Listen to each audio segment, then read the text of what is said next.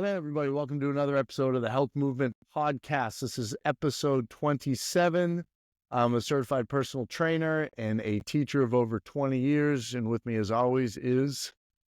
I'm Tim. I'm a certified athletic trainer, nationally registered EMT, wellness coach, all the above. All right. And as always, we are not doctors, so whatever you hear here is our opinion. So before starting any new fitness programs or changing diets or anything like that, please consult with your physician. And also, I always forget to do this. You can find us over at the website, healthmovement.us, over on YouTube, the Health Movement Podcast, if you're listening to this on Spotify or Apple Podcast. And you can find us both on Instagram, Tim and I, and all that stuff will be in the show notes, as well as our guest. We will have his information down there as well. But with us today, somebody I'm very excited to speak with. I reached out a little while ago and we were able to find a time, so I'm super pumped. With us is Kevin Stark, retired Navy SEAL and doing a whole lot of different stuff right now. Kevin, welcome. Thank you. I appreciate it. Thanks, guys. Can you give us a little bit of a background into maybe how you got started as a SEAL, and we'll kind of go from there? Yeah, no problem. So I grew up in Central California, so Fresno, California. My dad was in the military, so bounced around quite a bit. I think I knew at a pretty young age. Thankfully, I was mature enough to know that I was not mature enough for college or anything else after that. And I remember my dad was like, so, you're graduating soon. Like, what are you going to do with yourself? In essence, saying you can't stay here.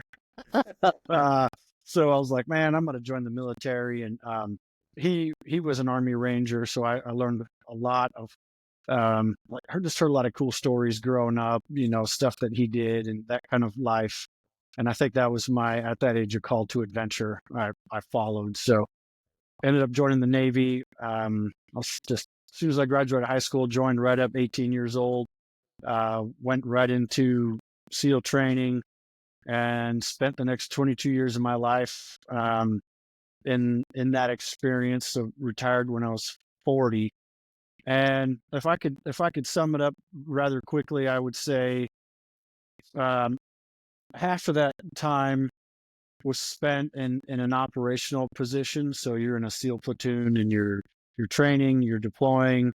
And then the other half of that time spent in kind of teaching roles and instructor roles. So in the SEAL community, typically we'll teach our own selves. So we don't have too many folks that come in as instructors to teach our own.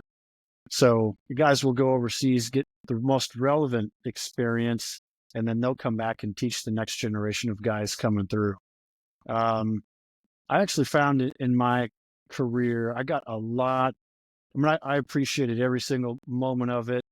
But I really learned a heck of a lot when I started seeing behind the curtain, when I was an instructor in SEAL training, just watching, how the psyche comes into place and what mental toughness is and isn't. And then looking at leadership development. So I also got a chance to work at the Naval Academy. So working with those guys and training them in how, hey, they're going to fill a leadership role immediately.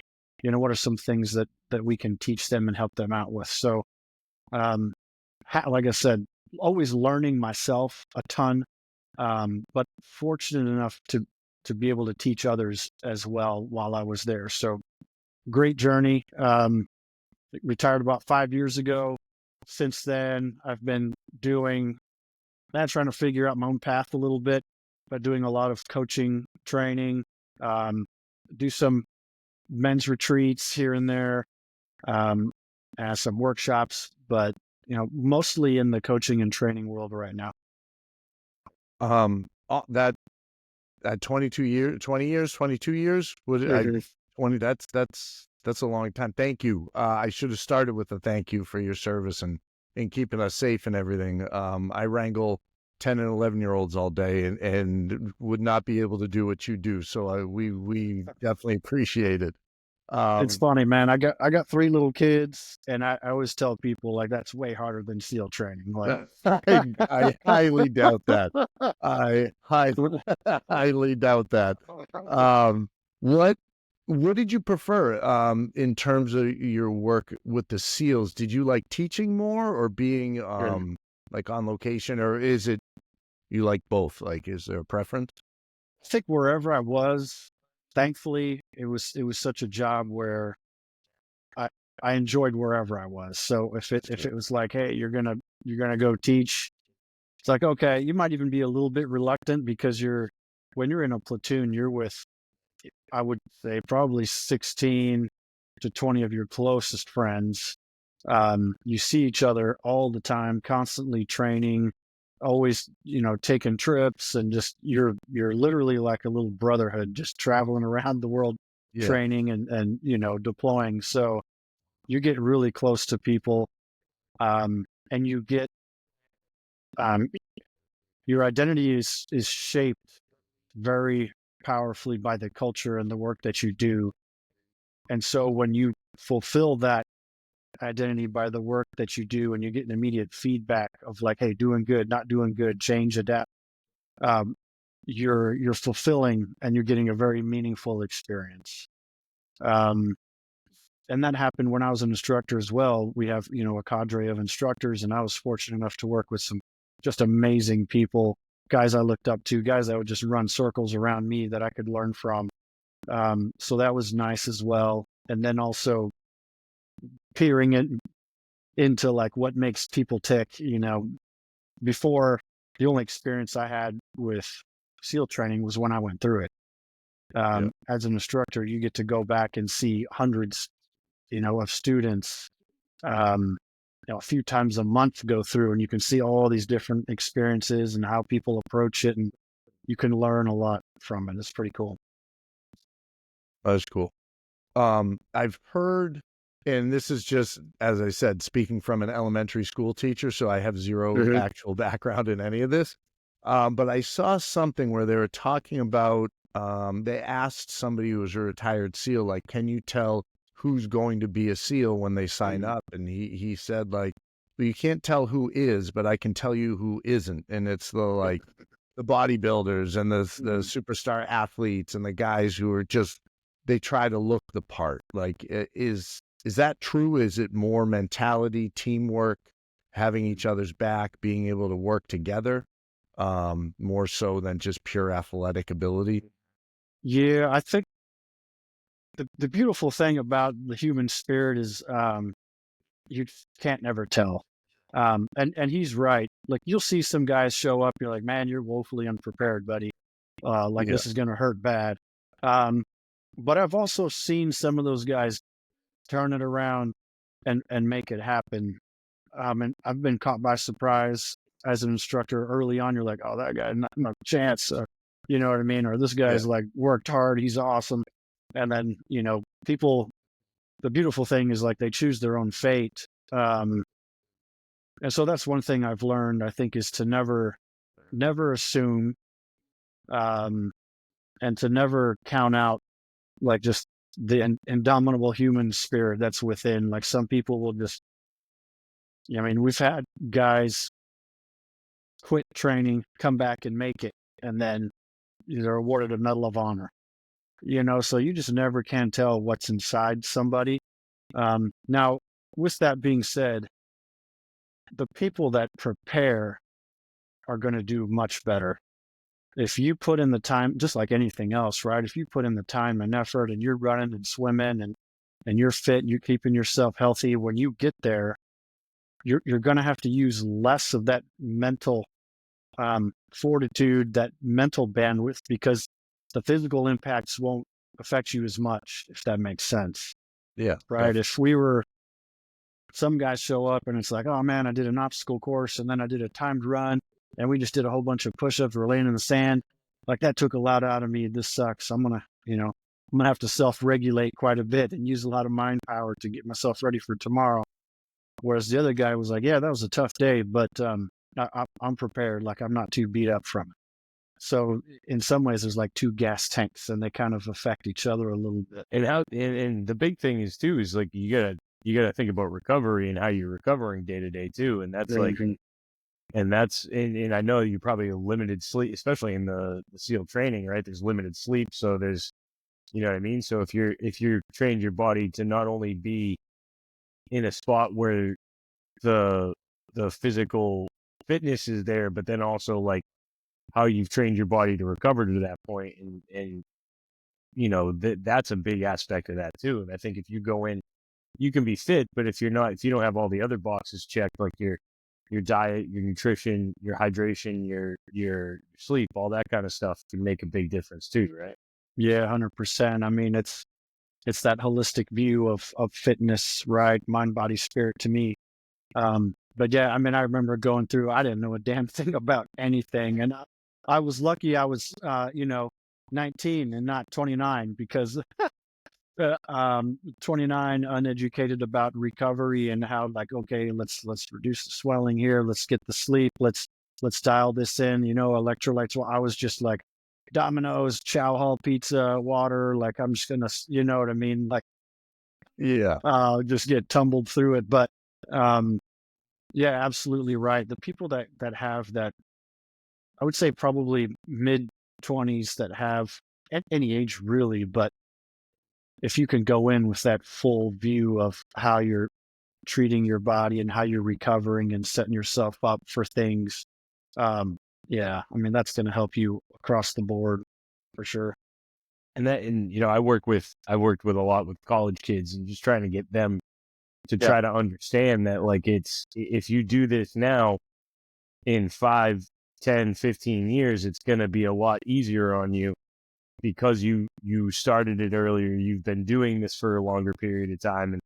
And especially with kids in that age, it's hard to, they feel like Gumpy, you know what I mean? So it's hard to get them to really see the big picture, where it's like, you know, so that's, and so with the SEAL training, like, when did you start, like, when did you go through the SEAL training? Were you 19 or are you older than that? So you were Yes. 19 going through that? Yep. Wow. Were you prepared, or did you just kind of go for it? Or did Dad like be like, yo, Kev, you gotta get ready here. This isn't easy. I would say it's funny. I did track my senior year of high school, and I was like, well, I better do something to, like, because I was like, I would play basketball, like just driveway basketball player kid. I didn't really play organized sports, just skateboarding and running around in the country all the time. I had like a pull-up bar in my garage driveway, and I would do pull-ups and push-ups and sit-ups and stuff. But um, I definitely was not like, okay, tip top, fully prepared. I think I was lucky in that I had like a little bit of the naivete of youth, and being kind of a 19-year-old resilient kid that was like, you can absorb some hard lessons that way, and kind of recover and figure it out. But I think another thing too is, back then there wasn't a lot of preparation information. There was a little bit of like, hey, talk to a recruiter, and here's a 1-page thing on how many push-ups, pull-ups, and swims you need to do. And nowadays there's a ton of like information on, like, or even private programs you can join, lots of books and literature and videotapes. So not saying I would have done any of that if I had access to it, but I think your honesty there. I appreciate yeah, that. man. I mean, I was having fun in high school, so. Yeah, well, you always hear everyone like, oh, if I knew what I knew now back in high school, I'd be in the NBA or the NFL. And it's like, probably not. Probably not. Yeah, no, I was convinced I was going to play in the NBA for a while. I played every single day driveway hoops, man. And then I think I just went and I got cut every single year that I tried out on the high school team. And I remember just going against one of the guys who was on the starting team, and he just like walked past me, like, just, it's one of those moments when you're like, okay, yeah, the gap, the delta there is like, I am way out of my league. Like, the military is probably the better choice for me. How do you, and I'm not like looking for you to speak ill will of anybody here. With Sure. David Goggins really bringing the SEALs like into the mainstream, like, is that Sure. you feel good to have all that recognition to get more people in there and Sure. to have a better understanding of what you guys actually go through and what's expected of you? Yeah, that's such a great question. I think we kind of, our notoriety, if you will, the little 15 minutes of fame, which has become 15 years, um, really spiked on the Osama bin Laden Yeah. raid. And I think folks that had a presence at that time, like, just exponentially grew in viewership and attention. Obviously, the things Dave does, you're like, even just the ultra running and bad waters and all that, it's impressive. Yeah. Um, so I think there's like a scope of influence from folks in the community that came on, and I think, if you had a presence, you could grow it, and people like latched onto it. I don't look at it as right or wrong. I kind of look at it as a spectrum. There's, at any given moment, and these numbers are open to the public, there's let's just say 2,500 SEALs active right now. Wow. I didn't realize there was that many. Right. So, and think of how many SEALs are prominent on social media or public, access, if you will. Maybe 4 or 5. There's like the big, Yeah. like you said, Goggins and all those other folks. So while there is a common thread across all SEALs, and that's like our training, our background, our culture, but there is this experience is a one of one. So there, and people might draw conclusions about the whole community, about maybe a few select individuals, but that's really hard to do because guys come from all walks of life. I mean, I know guys that in my own platoon, they were crab fishermen in Alaska. Like, one guy grew up in a circus, riding horses like bareback stand. We call him Circus. That was his nickname, So there's all kinds of different folks, and people make a personal choice on how they're gonna, talk about that experience in the public view. Some guys are on one side of the spectrum where it's, hey, I'm not going to say anything. No one knows I'm even a SEAL. And then on the other side, there's like, hey, I'm, SEAL everything, whatever you want to call it, however you want to call promoting that part of your past. It's just a personal choice, I think. I don't view it as bad or good. I feel like I feel like my personal view is, if I can do it and reflect on or talk about my experience in a way where it keeps the values of the community intact, or the guys in the community would say, okay, he's doing it the right way. That's what I shoot for. Yeah. Now, I can promise you this. There's guys in the SEAL community who are probably like, oh, Kevin Stark, he's a turd. He's out there talking about being a SEAL. You know what I mean?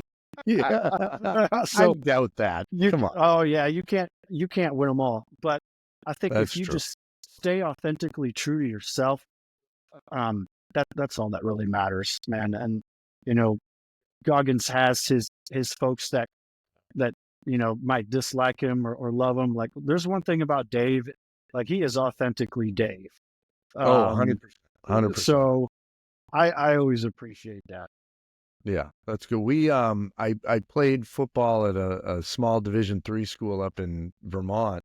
In my senior year, we had 2 guys, a set of twins. I think they were 27 or 28. They just retired from the SEALs, and they joined the team to play. And after about a weekend, they're like, "Yeah, I don't want to do this." And I was talking to him once, and the guy was like, "Listen, I don't need a Division III football coach chewing me out because I missed a block." He's like, I've listened to enough of that, and this is not what I need." He's like, "I want to be a kid. I want to go have fun, and I want to, just enjoy my college experience." So it was, I don't know, it was cool to talk. I mean, I didn't want to pry too much into anything specific, but just you could tell that they had a different outlook on life and appreciation for what they wanted out of, the next couple of years. Yep. So you went From there, like 5 or 6 years ago, you retired. Yep. Is that about right? And now you spend a lot of time coaching and training. Is this fitness training, coaching? Is there some mindset stuff there, or just overall leadership training? Yeah, for sure. I would say yes, and it's a little bit of everything. Right now, I'm working with executives, more senior folks, for leadership roles, and those are typically. I always say leadership begins within, and while the initial conversation might revolve around like, hey, I'm trying to lead my team better, or I'm trying to strategically do X. It usually comes like, okay, I'll help you with that, but what's the foundation? Where are you at? Mentally and physically. I do a lot of work on like, hey, what's your personal values? Like, what is your ethos? I feel like if we have that sorted out, some of the decisions we make, it almost acts like a filter. And some of the decisions and choices we make when we have our values in place and we have a clear direction and a purpose of like, who are we in service to? When we have those, it almost makes the choices we make a lot easier because there's that filter that you view things through and right away, hey, this is in line with who I want to be or not. So yeah, I would say so that's kind of leadership coaching. And then we've got also do retreats. So this is kind of the stuff I like to do where it's a little bit more of a rites of passage, where we get folks together and we probably go up in the mountains for a few days and we talk, and I try to bring in some of the older, I would say more ancient human traditions, like tribal cultures that actually helped people subconsciously and consciously understand like the phases of life they're in. And can you give some details on what those might be? Yeah. So for example, warrior's really big in our culture. Like, oh, you got to be a warrior this, like warrior protein powder. And it's like, well, what is a warrior? And only you can answer that question for yourself. And I know there's a lot of noise and voices out there, and some of them might align with you, some might not. But ultimately, the question of being a warrior is up to you, because what makes you a warrior is what is that challenge in front of you that you're going to be warring with, that involves some element of self-sacrifice or challenge or adapting yourself, right? Like you guys train people to be stronger and more fit and healthy so that they can adapt their bodies to overcome an obstacle. I feel like now we have it a little bit backwards, where we adapt our external circumstances based on how we feel. Like, oh, I'm tired, order a pizza. Or, I feel bad, I'm going to pick up this thing. And, God knows where that takes me. Instead of showing the phone in case you can't see me too. Instead of, hey, here's the nature of my path and where I want to go. How do I look inward and change myself to meet this challenge and to meet these needs? So I think that's a big aspect of being a warrior, is the humility to look within and say, where am I not hitting the mark? But then also the confidence to say, but I believe in myself, I can do it. Right. So that's the I call it the ego sword, right? It's like the humility of seeking wisdom that's outside of yourself, but the confidence to like adapt to it and grow from it so you can overcome challenges. And to me, that's what a warrior is. And everybody is uniquely their own, whatever challenge it happens to be. So when I do the retreats, I try to make it as little about me as possible. And I see myself as someone who's just setting the stage and creating the space for other people to come with their intentions of what challenges they see in their life and who they want to become to overcome those challenges. And that's the fun stuff. I really enjoy doing that. How long have you been doing? Oh, sorry. Go ahead, Tim. No, that's okay. I was just gonna say it's interesting because I feel like a lot of what you just touched on is the convenience of the day-to-day lifestyle in our culture is everything's easy, or everything's brought to us, and it's the best things, or the best reward you can have is really trying to work for something, and try to strive for something, no matter what that is. And I think that's a big part of the fulfillment of what you're going to get out of anything that you do is what you put into it. And I think there's a lot of people that don't necessarily know what that is, or how to find that, or how to look into themselves and try to pull that out too. So it's interesting that you bring that up as far as some of the work that you do in the retreat, because I think that is something that it's a good way to try to find, some direction as to where you're going to, so that's something that I really, especially in the last, couple of years for myself, is something that I feel like I had trouble with for myself. And I think that's something that, in the last couple of years has really helped me to, come out of some dark, hard things from where I was headed or what I was doing. And I think that's a big thing for people to really understand is, and sometimes it's not always going to be clear, so, I really like that message. Yeah, and I like how you combined humility with confidence, because I think a lot of people will make the mistake of thinking that, if you're not sure how to do something or you need help, that asking for help is a sign of weakness. But it's just, you're really understanding what you know, what you don't, and you're reflecting and you're trying to constantly learn more. And that's not a negative in any stretch of the imagination. The fact that you have the confidence to say, like, hey, I don't understand how to do this. I need some help, whether it be from somebody else or you look into it, or whatever avenue you happen to take. The two together, I think, are huge. Being humble as well, and having that sense of humility, as well as the confidence to know. And I feel like a lot of times with leadership, one of the biggest things that you hear, that I've heard, is that the best leaders are the ones who know what they don't know, and they hire the people who are going to complement them well to accomplish whatever task that happens to be. Yeah. I mean, to me, leadership is dealing with the unknown, or the future state that isn't real. Some of the most inspiring people I've worked for are the ones that can say, I don't know. Yeah. We got to figure this out. But it's hard, because as a leader, you're like, man, I don't want to, as you said, I don't want to show weakness in front of my people. Like, the board expects me to do X, Y, Z. My people expect me to do X, Y, Z. And in some ways, it's really hard to have. That's why I think for some folks, having a coach is great, because they can be like, crap, I don't know what's going on. Help me work through these problems.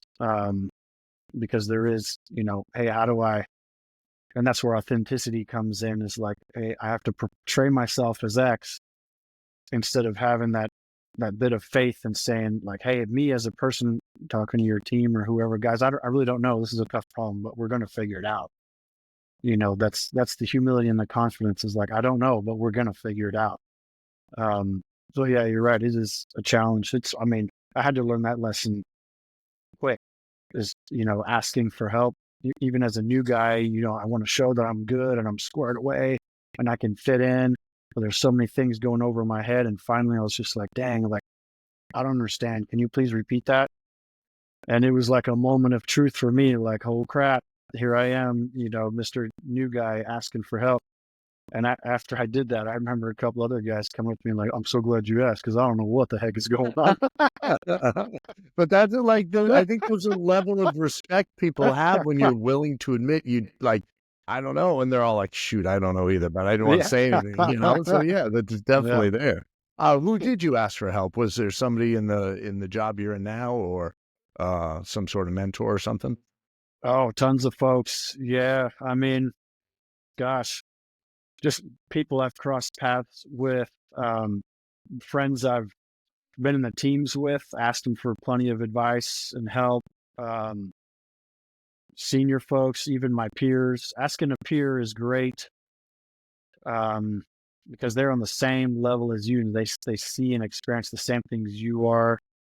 So their inputs are often relevant to what you can do about it, right? Some people are like, oh, follow your passion. It's like, it's easy to say when you're like a billionaire and you're like, spent 40 years of your life hustling, you know what I mean? It's like, but if no judgment, but it's like sometimes people who are in the same trench, so to speak, can give you great feedback because they give it in the context that you're in as well. But yeah, I ask people all the time for feedback and thoughts and advice, and I don't take it all the time, but no. There's so many times when I'm like, what could this person probably know? And I'll ask, and I'm like, oh my gosh, that was like one of the most insightful things I've ever heard. And once again, like humility just like smacks you in the face, and it's like, okay, good, thank you. So yeah, I mean, I'll ask almost anybody for thoughts and advice.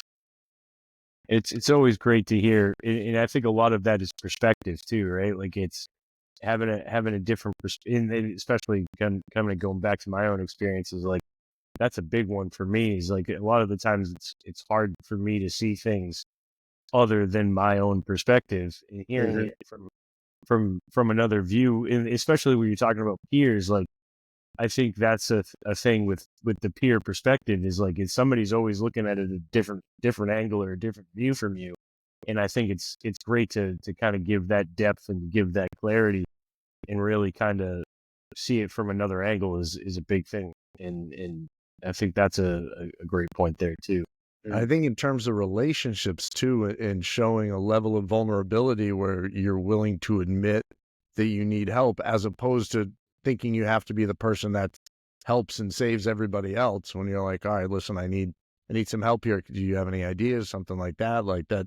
It just, I don't know, allows you to build that bond a little stronger. I imagine that happens quite a bit in the SEALs, as you were saying. You guys are together all the time. You mentioned a brotherhood. Like I would imagine that's an experience where you guys get pretty close pretty quickly, and you have to be able to rely on each other or things aren't going to go very well.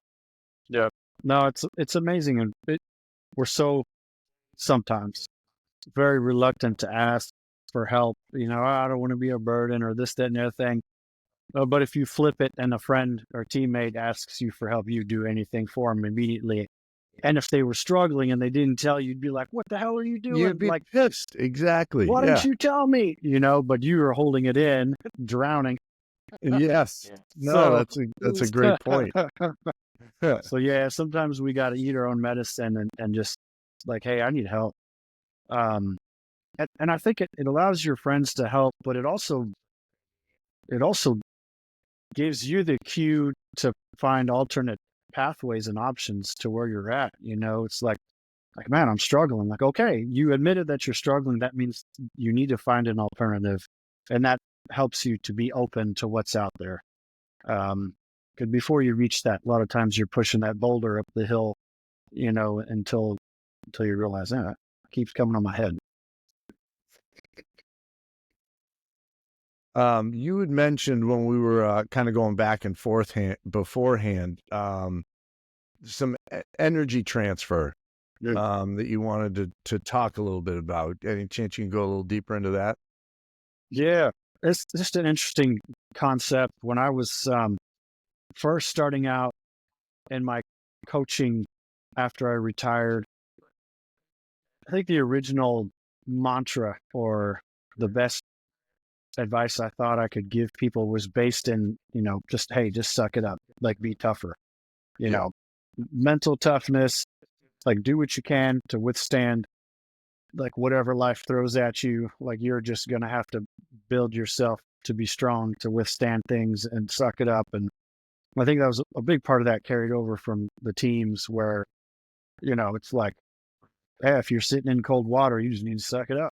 If you haven't eaten in a few days, you just need to suck it up. And so I would take that and incorrectly, people are asking for advice like, hey, I'm dealing with this at work. I got this going on, kids. I'm like, well, I wouldn't say it, but I'm like, okay, how do I tell this person to suck it up and give them like the right techniques? And then I started thinking, I was always fascinated with endurance. Like, Like how long can you go? How far can you go?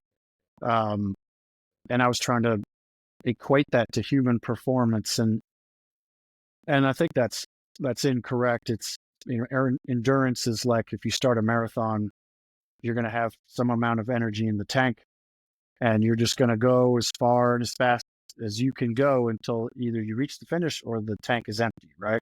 Yeah. You will never at any point in that race be stronger than you are at the start. So that's like endurance, is just, all right, throw in another rock, I'll carry it as far as I can go. And I think we do that sometimes professionally in our careers, and people are finding out, when I was working, especially with people in healthcare during COVID, like this is not sustainable. Like endurance is not working because I'm breaking, and there's patients that are keep coming in the door. So I had to get people to think about, Tim, what you were talking about, performance. How do I find moments to recover and regenerate so I can build my capacity to perform, right? So it's not just like a downward slope of energy. It's how do I ride this wave, right? Where I'm energized, I perform, and then when I'm coming down, even if I only get 5 hours of sleep at night, what is the best efficiency of sleep I can get? How am I hydrating and fueling so that I can use that downtime to adapt to my stressors and come back up? If I don't adapt, I'm carrying those stressors on for years and years and years. And then, now I'm a broken, lonely person, which is sadly happening.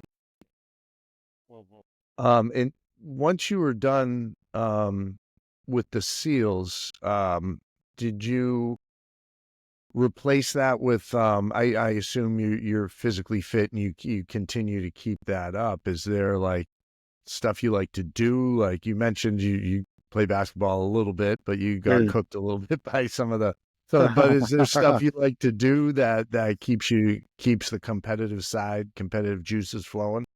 Yeah, for a while I got into CrossFit. I was a CrossFit trainer for a while, and physical trainer. It always helped me to just work with other people. I feel like if you're working with folks and teammates, it helps you stay fit. Another big thing that I've always done for a long time is running. I feel like running is partly meditation for me. It also helps keep just like cardiovascular, the system, just healthy. But yeah, running's big. And I just stick to like body weight stuff, pull-ups, push-ups, the basics, and running. So I keep it pretty simple for me on my end. I've got a pretty full day typically with, 3 little ones. And so I'm like, hey, let's go for a run. Let's do some, body weight calisthenics and like call a day. And then, picking weeds and shoveling horse poo is, additional workouts. Nice. That's why you have kids though, so you don't have to do that stuff anymore. That's right. We have the boys and I were shoveling horse poop out there today. We appreciate you using the term poop instead of anything else. Yeah. You clean it up a little bit for us. Any thoughts of like races with running? Boston Marathon up this way is a blast. Yeah. Nice and cold some days. Yeah. I haven't put anything crazy on the calendar. The retreat I have coming up is part of the kind of the rites of passage is the theme for this retreat, and part of the passage is the ordeal. The challenge is going to be either a 26 or a 13-mile mountain journey, basically. So it's self-supported. So everybody at a certain point is going to, take all the food and water they need. We're going to drop them off 26 or 13 miles down the trail, and they're just going to walk back to camp, carrying a pack with everything they need. So that's going to symbolize the challenge. So I'll be out there on the trails running around with them. So I'm training for that right now. Clearly marked for these people, or is it going to be like, good luck, we'll see if you can make it back? Well, yeah, most of them made it back. 90%. Yeah, it's pretty good. A couple people out there still, but no, it's a pretty well marked trail. It's a significant trail out there, so they should be good. What could possibly go wrong, right? Give them a compass. It'll be good. That's right. Oh, That's yeah, right. those are helpful. So when's that? That's coming up soon, you said? Yeah, March 26th to 30th. So yeah. How many people, and where are the people coming from? Is it just from around you, or are people traveling to come join this? Yeah, it's all over. I usually for these events, I do a mix of veterans and then folks from like private sector, civilians. So we're mixing in people that have the military background, the military experience, with folks that have professional experience. It's just a good way to infuse kind of lessons learned and backgrounds. And we talk about like values, what it means to be a warrior at the crossroads.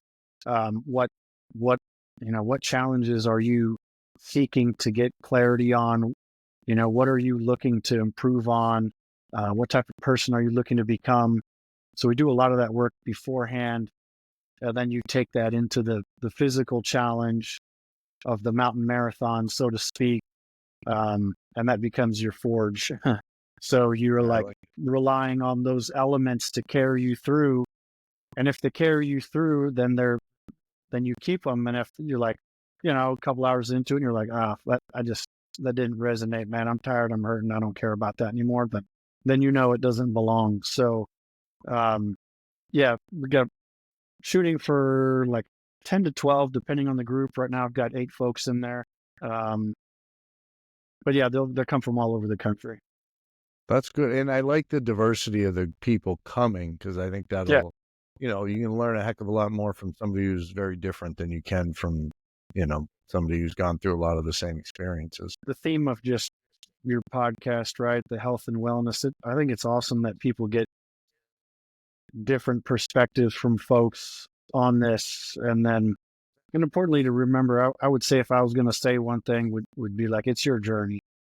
And it's so hard to stay authentic to your own journey because we want to fit in. We desperately want to fit in because we're humans, right? We've always wanted to be social creatures. Yeah. And there's so much noise out there, and some of it is good and wants to help you, and others just want to make a transaction out of you. So I think if I would say anything, I would say to folks, like, take some solo time to really truly work out, who you want to be when life calls to you, what your values are, what's important to you, who you're in service to, and then just build your capacity around that. And that can help filter through a lot of things, and you can know immediately when something's coming at you, and you can say, no, thank you, or yeah, I want to investigate some more of that. I think that would be the only like plug, if you will, that I would say. But getting harder to do these days. I mean, a couple hundred years ago, maybe 1,000 years ago, we would be sitting in a tribe together, and our purpose would smack us in the face every morning, or we'd hear it in our stomachs growling. Yep. Right? Because we'd go on a hunt together, we'd protect our people together, we'd uphold our culture and traditions together, and the wisdom would come from the elders, and then we would in turn impart that wisdom on others. So now we got to fulfill those gaps a little bit ourselves. So selectively choosing people to mentor and advise us is important as well. I like that. Well, thank you, Kevin, so much for taking the time to talk to us. Did you want to plug where people can find you? Yeah. And I'll throw this in the show notes as well. Yeah. If people are interested, website is Arete Path, ARETE PATH. Arete is the Greek word for excellence and virtue. Nice. Yeah, so it's basically how are you following your own path of virtue. All right, so they can go there if they want to connect with you. Yep. Awesome. How often are you doing these retreats? You do a couple a year, or how often do you do that? Trying to get in probably like 3 or 4 a year. It depends on like the coaching commitments and some of the travel schedule, but that's my goal, is to do probably like 3 or 4 a year. There's quite a bit of a build up to it as well. Like I got to get myself I consider it pretty serious and like deep work. It's not like trust falls and stuff like that, which, hey, those are cool. Yeah. Those are cool. But, Yeah. so I got to really make sure that I'm, you know, up to the highest standard I can be so that I can truly and genuinely help people out there. That's awesome. That's great. Well, thank you, Kev. We'll definitely be in touch. I want to hear how this next retreat goes and if everyone's present and accounted for when you guys are leaving. No kidding. I'm kidding. Yeah, I'm kidding. But yeah, we'd love to hear how it goes and touch base afterwards. So yeah, man, you bet. Thanks, guys. I appreciate your time. Thank you. Thanks, Kevin.